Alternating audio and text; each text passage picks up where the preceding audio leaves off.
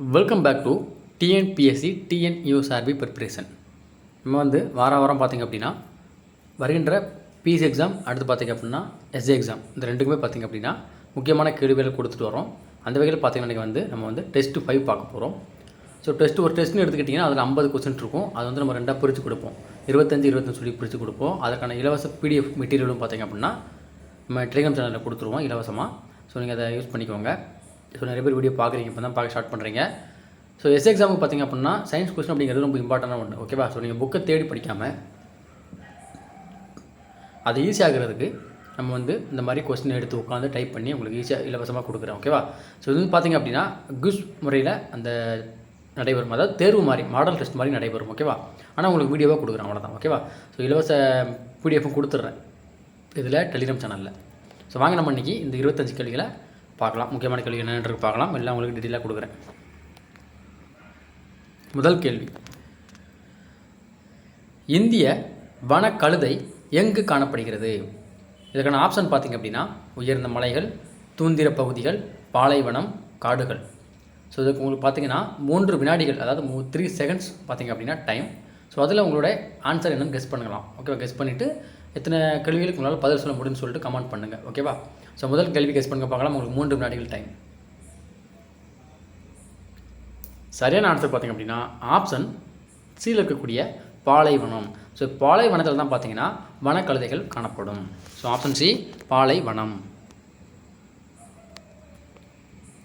ரெண்டாவது கேள்வி, பீவர், பிளாஸ்டிபஸ் போன்றவை எங்கு காணப்படுகின்றன? இதெல்லாம் பார்த்திங்கன்னா கடல்வாழ் உயிரினங்கள், சாரி, அதாவது நீர்வாழ் உயிரினங்கள். ஸோ கடல் நீர், நன்னீர், துந்திர பகுதி, சமவெளி. ஸோ சரியான ஆன்சர் கெஸ் பண்ணுங்கள் பார்க்கலாம். சரியான ஆன்சர் பார்த்திங்க அப்படின்னா ஆப்ஷன் பி, நன்னீர். ஸோ நன்னீரில் தான் பார்த்திங்கன்னா இந்த பீவர், பிளாஸ்டிபஸ் அப்படிங்கிற நீர்வாழ் உயிரினங்கள் காணப்படும். ஸோ ஆப்ஷன் பி, நன்னீர் என்பது சரியான விடை. ஸோ போன டெஸ்ட்டில் பார்த்திங்க அப்படின்னா 2-3 கொஸ்டின்கள் தவறாக சொல்லியிருப்போம்னு நினைக்கிறேன். கமெண்ட் பண்ணியிருந்தாங்க நண்பர்கள். ஸோ அது எந்த அளவுக்கு நான் கொடுத்த வரைக்கும் அது சரி தான். ஸோ நீங்கள் இருந்தாலும் ஒரு டைம் செக் பண்ணிங்க, ஓகேவா? 51, 52 நினைக்கிறேன். அதுக்கு மட்டும் தவறுன்னு சொல்லி ஒரு நம்பர் கமெண்ட் பண்ணியிருந்தார், மற்ற யாரும் கமெண்ட் பண்ணல. ஸோ அது என்னன்னு சொல்லி நான் புக்கில் பார்த்த வரைக்கும் சரியாக தான் இருக்குது. ஸோ ஒரு வேளை தவறாக இருந்தால் இந்த வீடியோவில் கொஞ்சம் தெரிவிங்க, ஓகேவா? அடுத்து 3வது கேள்வி, இரத்த சுழற்சியை கண்டறிந்தவர் யார்? இதை தான் பார்த்திங்கன்னா நம்ம தம்ப்நெயில் வச்சுருந்தோம், ஓகேவா? ஸோ சரியான ஆன்சர் கெஸ் பண்ணுங்க பார்க்கலாம். ஆப்ஷன்ஸ் பார்க்கலாமா? William Harvey, James Williams, Edward Jenner, யாரும் இல்லை. ஸோ இது பார்த்திங்கன்னா போன வருடம் இல்லை, 2022 நினைக்கிறேன், அப்போ நடந்த பிஎஸ்சி எக்ஸாமில் கேட்ட கொஸ்டின், ஓகேவா? சரியான ஆன்சர் கெஸ் பண்ணுங்க பார்க்கலாம். So option A, William Harvey என்பது தான் பார்த்திங்கன்னா சரியான ஆன்சர். அதாவது இரத்த சுழற்சினா ஒன்றும் இல்லை, இதயத்திலிருந்து இரத்தம் உடல் உறுப்புகளுக்கு கொண்டு செல்லப்பட்டு அந்த உடல் உறுப்புகளிலிருந்து அசுத்த இரத்தத்தை இங்கே நம்ம இதயத்துக்கு எடுத்து வரும், ஓகேவா? ஸோ அதான் பார்த்திங்கன்னா ஒரு சுழற்சின்னு சொல்லுவாங்க. அதில் 2 வகையாக பிரித்திருப்பார், ஓகேவா? ஒன்று பார்த்திங்கன்னா குளிர் இரத்த சுழற்சின்னு சொல்லுவாங்க, அடுத்து வெப்ப இரத்த சுழற்சின்னு சொல்லுவாங்க, ஓகேவா? ஸோ அதை 2ஆக பிரித்து வச்சுருப்பார். இவர் தான் கண்டுபிடிச்சிருப்பார். யார்? William Harvey. Option A, William Harvey. 4வது கேள்வி, இதயம் எத்தனை அறைகளை கொண்டது?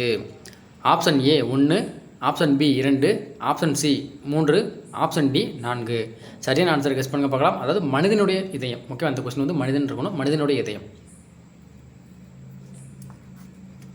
ஸோ ஆப்ஷன் டியில் இருக்கக்கூடிய 4 அறைகளை கொண்டதான் பார்த்திங்கன்னா இந்த மனிதனுடைய இதயம்.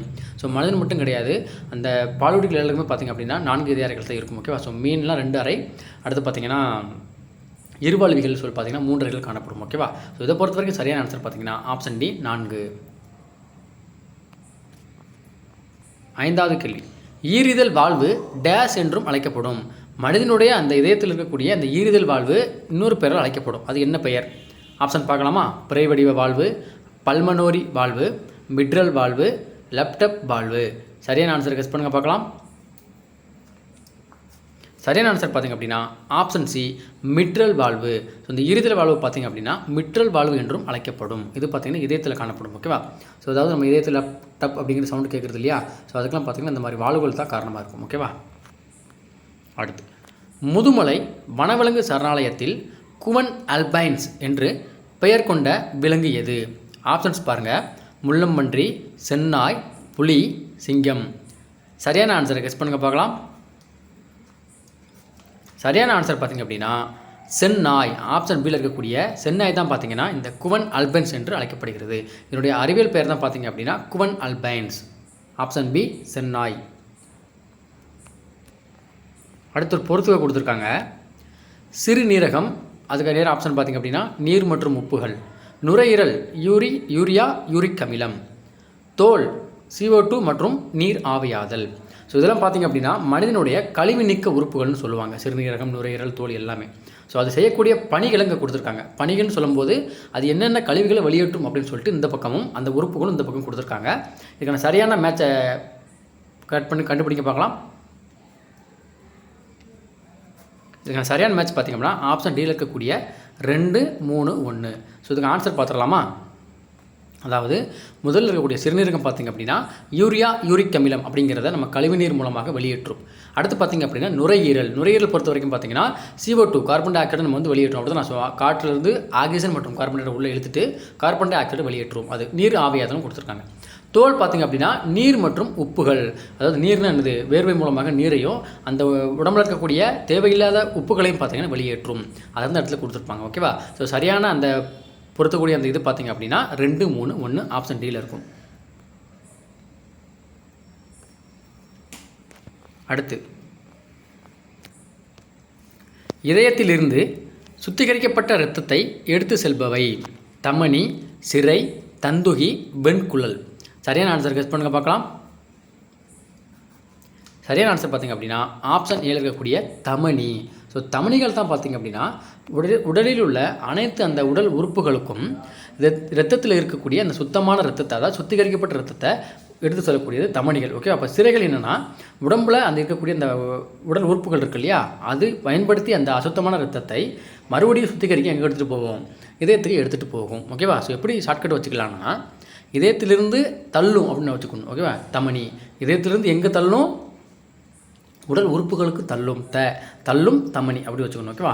எடுத்து செல்லும் சிரை. ஓகேவா? இதை வச்சுக்கலாம். ஒன்று வச்சா ஒன்று வந்துடும். அப்படி தானே? ஸோ தள்ளக்கூடியது இரத்தத்திலிருந்து உடல் உறுப்புகளுக்கு நல்ல இரத்தத்தை தள்ளக்கூடியது தமனி. உடல் உறுப்புகளிலிருந்து கெட்ட இரத்தத்தை இதயத்துக்கு எடுத்து செல்வது சிரைகள் அப்படின்னு வச்சுக்கோங்க, மறக்காது. 9வது கேள்வி. தெளிவான உட்கருவை கொண்ட அமீபாய்டு செல் எது? ஆப்ஷன்ஸ் பாருங்கள். எரித்ரோசைட், லூக்கோசைட், த்ரம்போசைட், இவற்றில் எதுவும் இல்லை. சரியான ஆன்சர் கெஸ் பண்ணுங்க பார்க்கலாம். சரியான ஆன்சர் ஆப்ஷன் பி லூக்கோசைட்டுகள். லூக்கோசைட்னா என்னது? இரத்த வெள்ளை அணுக்கள். இதுதான் பார்த்திங்கன்னா தெளிவான உட்கருவை கொண்டிருக்கும். அப்போது எரித்ரோசைட்னா என்னது? இரத்த சிவப்பணுக்கள். அடுத்து பார்த்திங்கன்னா த்ரம்போசைட்னா என்னது? இரத்த தட்டுகள். இது தெரிஞ்சுக்கணும். அப்போ இதுக்கு சரியான ஆன்சர் என்னது? லூக்கோசைட்டுகள், இரத்த வெள்ளை அணுக்கள்னு சொல்லுவாங்க. இரத்தம் உறைதலில் முக்கிய பங்கு வகிப்பது எது? எரித்ரோசைட், லூக்கோசைட், த்ரம்போசைட், இவற்றுள் எதுவும் இல்லை. சரியான ஆன்சர் கெஸ் பண்ணுங்க பார்க்கலாம். ஆப்ஷன் சில இருக்கக்கூடிய த்ரம்போசைட்டு தான் பார்த்திங்க அப்படின்னா இரத்த முறையில் முக்கிய பங்கு வகிக்கிறது. த்ரம்போசைட்னா என்னது? இரத்த தட்டுகள். அதாவது நம்மளுடைய உடம்புகளில் எங்கேயோ காயம் ஏற்பட்டு ரத்தம் அதிகமாக வெளியேறுகிறது அப்படின்னா ஸோ அந்த த்ரம்போசைட்டுகள் அந்த இடத்துக்கு போயிட்டு அந்த இரத்தம் உறைதலை ஊக்கப்படுத்தும். ஸோ ரத்தம் உறைஞ்சிச்சு அப்படின்னா அந்த வெட்டுப்பட்ட இடத்துலையோ காயம்பட்ட இடத்துலேருந்து பார்த்திங்கன்னா பிளட் வெளியேறாது. ஸோ இப்போ த்ரம்போசைட் கம்மியாக இருந்துச்சுன்னா நம்மளுக்கு அதிக ரத்தப்போக்கு ஏற்படும். முக்கிய சின்ன காயம் ஏற்பட்டாலும் அதிகமாக ரத்த வெளியாகும். So option C thrombocyte. அடுத்த கேள்வி. நமது உடலின் மாஸ்டர் கெமிஸ்ட் என்று அழைக்கப்படுவது எது? சிறுநீரகம், நுரையீரல், தோல், இரத்தம். சரியான ஆன்சர் கெஸ் பண்ணுங்க பார்க்கலாம். ஆப்ஷன் ஏ இருக்கக்கூடிய சிறுநீரகம் தான் பார்த்திங்க அப்படின்னா மாஸ்டர் கெமிஸ்ட் என்று அழைக்கப்படுகிறது. ஏன் மாஸ்டர் கெமிஸ்ட் அழைக்கப்படுது? ஸோ நம்ம உடம்புல சேரக்கூடிய கழிவு நீர், அதாவது கழிவாக இருக்கக்கூடிய அனைத்து பொருட்களையும் பார்த்திங்கன்னா ரத்தத்தில் கலக்க விடாமல் பியூரிஃபை பண்ணி அதை வெளியேற்றுகிறது. அந்த பணியை செய்யக்கூடியதான் பார்த்திங்கன்னா சிறுநீரகம். அதனால தான் பார்த்திங்க அப்படின்னா அதை வந்து நம்ம உடலில் மாஸ்டர் கெமிஸ்ட் என்று அழைக்கிறோம். ஓகேவா? ஆப்ஷன் ஏ சிறுநீரகம். 12வது கேள்வி. சிறுநீரகத்தில் இரத்தத்தை வடிகட்டி சிறுநீரை பிரிப்பது எது? அண்மை சுருண்ட பகுதி, ஹென்லே விளைவு, நெஃப்ரான், எதுவும் இல்லை. ஆப்ஷன் சொல்லியாச்சு, கெஸ் பண்ணுங்க பார்க்கலாம். ஸோ ஆப்ஷன் சி நெஃப்ரான் தான் பார்த்திங்க அப்படின்னா நம்ம ரத்தத்தில் இருக்கக்கூடிய அந்த கழிவுப் பொருட்கள்லாம் பார்த்திங்க அப்படின்னா பிரிக்கும். அதாவது சிறுநீராக பிரிக்கக்கூடியது. ரத்தத்தில் இருக்கக்கூடிய கழிவுப் பொருட்கள்லாம் தனியாக பிரித்து அதை சிறுநீராக மாற்றக்கூடிய வேலை செய்யக்கூடியது அந்த நெஃப்ரான். Option C nephron. 13வது கேள்வி, மானஸ் வனவிலங்கு சரணாலயம் எங்கு அமைந்துள்ளது? மேகாலயா, உத்தரகாண்ட், அஸ்ஸாம், மேற்கு வங்காளம்.